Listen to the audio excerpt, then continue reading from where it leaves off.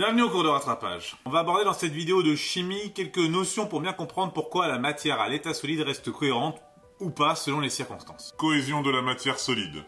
En 1785, Charles Coulomb établit la loi des interactions électrostatiques. Rien à voir avec le navigateur. Si on a deux corps A et B chargés QA et QB distants de la distance D, eh bien il y a deux forces qui existent, la force de F de A sur B et la force de F de B sur A, qui sont opposées. Ça veut dire que F de A sur B est égal à moins F de B sur A. Elles ont toutes les deux pour valeur F est égal à K fois QA fois QB divisé par la distance au carré. Ces forces vont être soit attractives si les charges sont opposées, soit répulsives si les charges sont de même signe. Voyons maintenant à quoi va s'appliquer cette force. Solide ionique.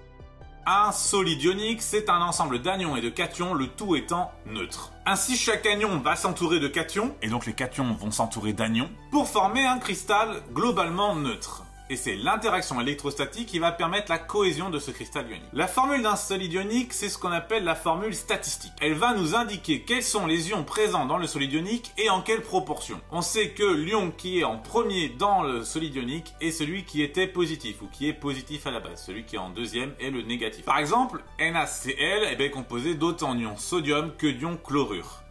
Et je vous donne d'autres exemples pour voir les proportions qui correspondent. Donc on va faire un exemple avec CuSO4, HCl, CaCl2, Fe2O3, et j'en ai plein, je vous les mets, je vous les balance, à vous de trouver. Les molécules polaires. Alors on sort un petit peu des solides ioniques. Là, on va parler des molécules globales, c'est-à-dire les molécules qu'on a dans la chimie organique, qui elles peuvent être polaires. Les molécules vont se former par la mise en commun d'électrons formant ainsi des liaisons qu'on appelle covalentes. Et si vous avez un petit trou de mémoire sur les molécules, j'ai fait une petite vidéo sur les molécules, c'est déjà affiché. On pourrait s'arrêter à cette définition d'une liaison, mais techniquement les atomes ne sont pas tous aussi attractifs pour les électrons, et donc du coup la liaison entre deux atomes différents va être déséquilibrée, puisque les électrons vont avoir tendance à aller plus sur un atome que sur l'autre. La liaison va être alors polarisée. Il va falloir introduire un concept qu'on appelle l'électronégativité. Et l'électronégativité, c'est la capacité à capter le doublé d'électrons de la liaison. En gros, c'est l'appétit électronique de l'atome. Plus c'est élevé, plus l'atome va attirer les électrons à lui.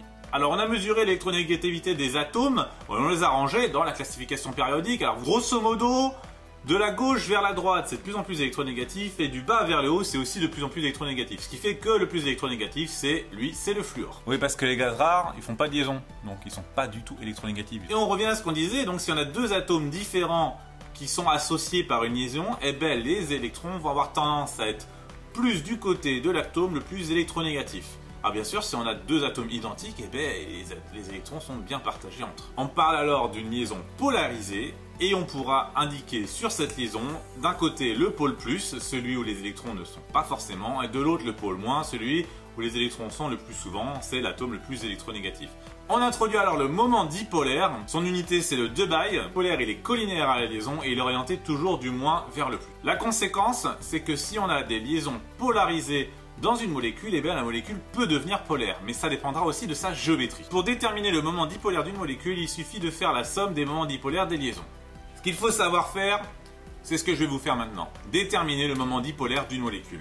Un exemple assez simple, H2O. Alors on repère les électronégativités des différents atomes. On remarque donc que H2O, géométriquement, c'est une molécule coudée. On va tracer sur les liaisons, donc les différents moments dipolaires des liaisons considérées.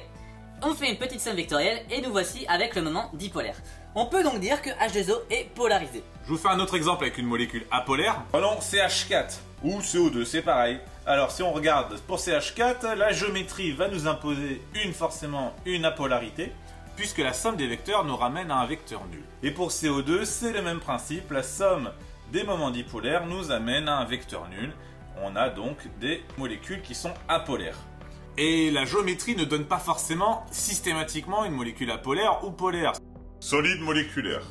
On est toujours sur des molécules, mais cette fois-ci, ces molécules sont statiques. Elles sont plus ou moins figées du fait qu'on soit dans un solide. Et dans un solide moléculaire, comme dans un solide ionique en fait, les molécules vont être disposées de manière à avoir les pôles plus en face des pôles moins. On va alors avoir deux interactions qui vont assurer la cohésion d'un solide moléculaire. La première, c'est l'interaction de Van der Waals, et la deuxième, c'est la liaison hydrogène.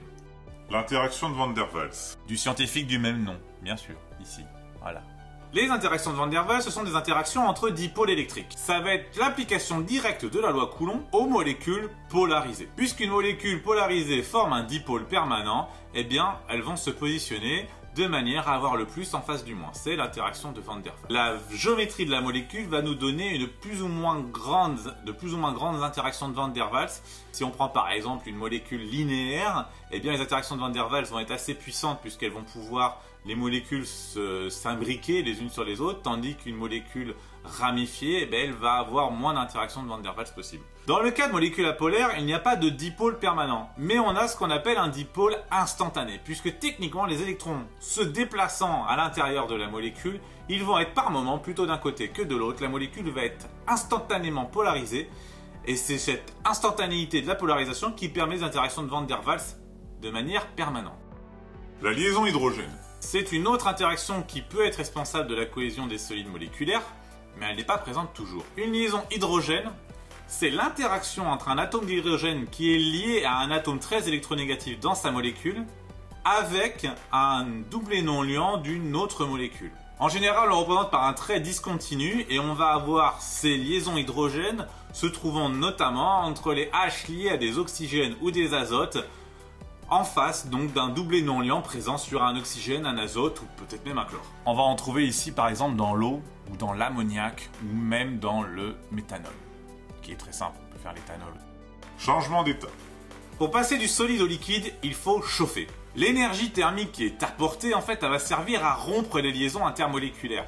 On va avoir rupture des liaisons de Van der Waals, mais aussi des liaisons hydrogènes. Et on va retrouver alors certaines propriétés que j'ai pu exposer dans cette vidéo-là sur les alcanes et les alcools. Les alcanes ramifiés ont une température d'ébullition inférieure à celle de leurs isomères linéaires. Et bien là, on sait que plus la molécule est ramifiée, plus les interactions de Van der Waals elles vont être faibles, puisqu'il va y avoir moins de contact entre les molécules. Et c'est ce qui fait que les isomères ramifiés ont une température d'ébullition plus faible que les isomères linéaires, puisque ceux-ci peuvent plus facilement rompre les liaisons de Van der Waals et donc du coup passer à l'état liquide, voire gazeux. La température d'ébullition d'un alcool avec la même chaîne qu'un alcane est plus faible que celle de l'alcane.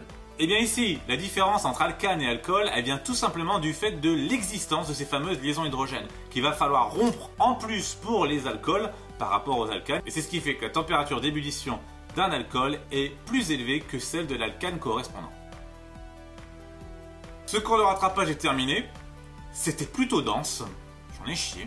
Pour les questions et les remarques, c'est dans les commentaires. Je les lis tous parce qu'il n'y en a pas beaucoup pour le moment. Pour vous abonner, n'hésitez pas. Je vais essayer un nouveau truc. Je vous laisse avec une citation d'Isaac Newton sur la cohésion qui est vraiment applicable en toutes circonstances. Lorsque deux forces sont jointes, leur efficacité est double.